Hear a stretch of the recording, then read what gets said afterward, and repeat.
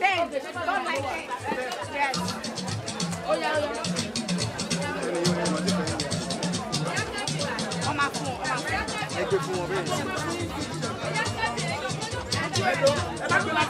Hello. Listen to me now. Hello.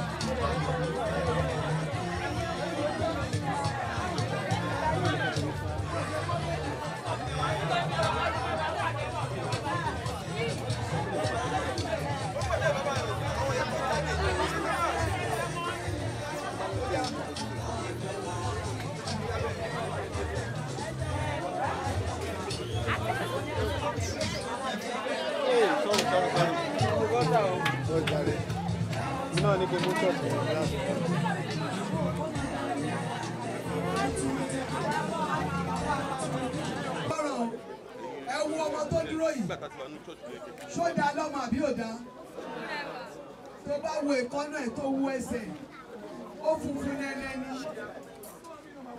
ṣùgbọ́n Ọlọ́run dára ní ayé ẹ̀ ó tí ì rí yẹn o tó ń ké kiri ó ní ojú ríran ó ní etí kò gbọ́ràn ó ní ẹnu kò lè sọ ó ti wà lówà yẹn.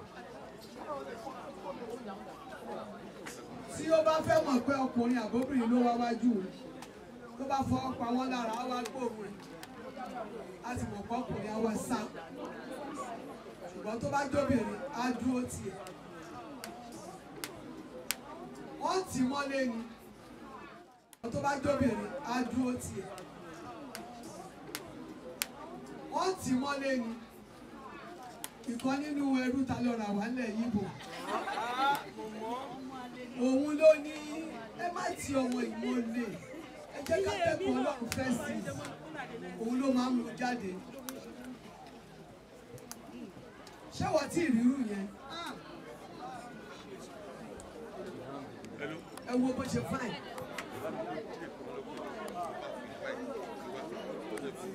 gbogbo ẹ̀yin abiyamọ ẹ dìde tó bá mọ rẹ̀ lábíamọ mi ìsọpá bí agbá o abiyamọ tó wíṣì irú ẹ̀ ṣẹlẹ̀ sọmọ ẹ àbọmọ ọmọ ẹ náwó sọmọ yìí èmi nígbàgbọ́ pé kò sí tọ́lọ́wọ́ lè níwọ̀nba ìgbà tó ti ń jáde tó máa gbọ́rọ̀ á gbọ́ báwọn èèyàn sọ̀rọ̀ níjọba akọ̀dánù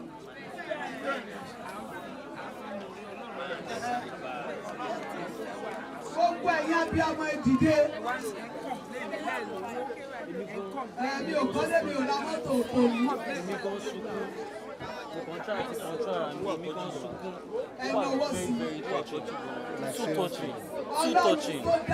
Ìgbà tí mo rí mo sunkún, omi bọ́ lójú mi. Omi bọ́ lójú mi, ó ti fine jù. Ó ti fine jù. Orúkọ bẹ́ẹ̀ rẹ̀ Ọlọ́run. Bá rí ọmọ ìgbà tó ń jẹun. Ìgbà tó ń jẹun. Sọ fún Ọlọ́run, abẹ́kọ̀ ṣèyàrá nínú ayé ẹ̀. Níwọ̀nba ìgbà tó tẹ̀ wá sí Mama Rebo Foundation lẹ́yìn, ó tún wá sórí òkè Ọlọ́run bẹ́bẹ̀ ni. Ọlọ́run tó ṣèyàrá láyé àdúrà jà.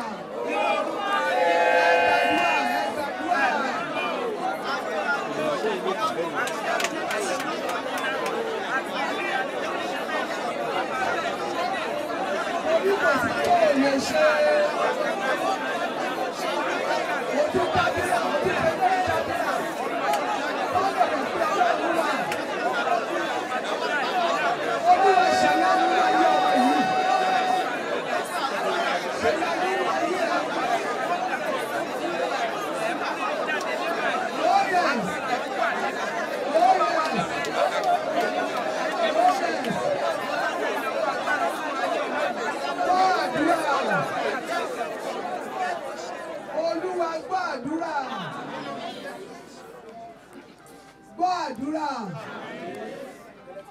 Jésù Olúwa wa. Ṣé wọ́n pé wọ́n mọ bàtà tó ṣàìsàn? Nítorí kò sí lẹ́sẹ̀ ló wọ̀. Kò mọ irú aṣọ tó ń wọ̀. Kò mọ oúnjẹ tó bá gbé fóun. Ó kàn wá ń bẹ̀ ṣá. Ṣùgbọ́n kò sí tọ́lọ́run ò lè ṣe.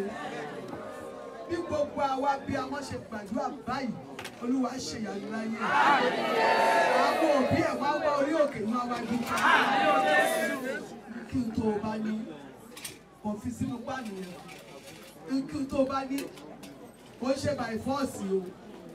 Kí n tó o bá ní, wọ́n kàn fi síbẹ̀ yẹn fún. Afẹ́kọ̀ọ́ kò lọ́lé káwọn òbí ẹ̀ mọ̀ pé wọ́n ṣe kankan fún. Hello? Agbára Ọlọ́run á fi ṣe.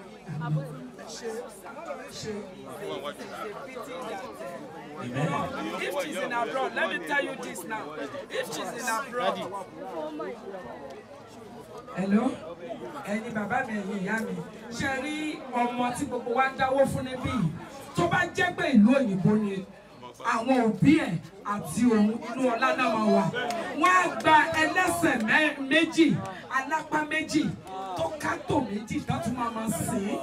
It's such a pity, but mo gbàdúrà fún ìlú wa wípé Ọlọ́run tó ṣe ti ìlú yẹn tó fún àwọn bí àwọn leaders wọn lórí ọ̀fẹ́ láti máa ṣe á fún wa ní àwọn leaders tó jẹ́ wípé concern of the people tó máa wà lókàlẹ̀ àwọn lórúkọ Jésù. See, if he's an abroad, he's a rich God. But let's see what the Lord can use us to do in our life. Big Sam. I love you all.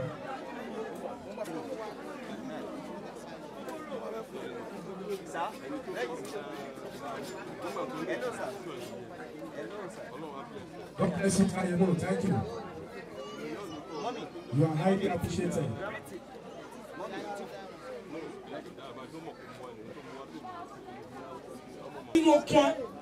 Nínú àpọn gangan màmá yìí dùn mí nínú lé ní ìwọ lọ́rùn kí ló dé tó lè máa dùn ún lójoojúmọ́ kó má sunkún lórí ọmọ ara ọmọ ẹ̀mí àìsàn kan má gbèrú lẹ̀ mo rí lọ́dún ìkiri lọ́dún tó ń bọ̀ láti inú ọkàn ẹ ṣàdúrà yẹn fún ìyá yìí bó bá ṣe rí nínú ọkàn ẹ ó yá mo fẹ́ máa gbọ́ ohùn ẹ mo fẹ́ gbọ́ ohùn ẹ.